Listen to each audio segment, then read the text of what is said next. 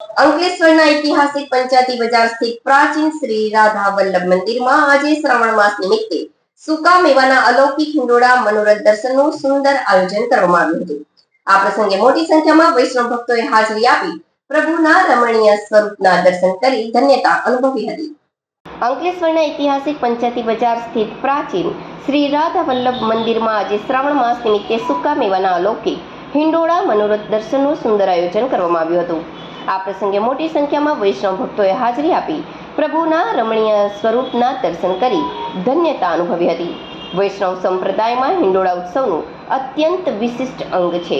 પૌરાણિક માન્યતા મુજબ વ્રજમાં પ્રભુ શ્રી ગિરિરાજજીના કંદરામાં શ્રી સ્વામીજીના સહિત પ્રભુ પ્રેમથી ઝૂલ્યા હતા। તેથી પવિત્ર સ્મૃતિ સ્વરૂપે દર વર્ષે શ્રાવણ માસ દરમિયાન વિવિધ હવેલીઓ અને મંદિરોમાં આવા અલૌકિક મનોરથો યોજાય છે। હિંડોળા ઉત્સવ એ પ્રભુને પ્રેમથી ઝુલાવવાનું આનંદમય પર્વ છે। મંદિરમાં પ્રાચીન પરંપરા મુજબ હિંડોળા ભરવાની તેમજ અષ્ટ શાખાના કીર્તન ગાયનની સેવા દાદાજી સ્વર્ગીય રજનીકાંત હીરાલાલ દેસાઈના સમયથી ચાલતી આવે છે।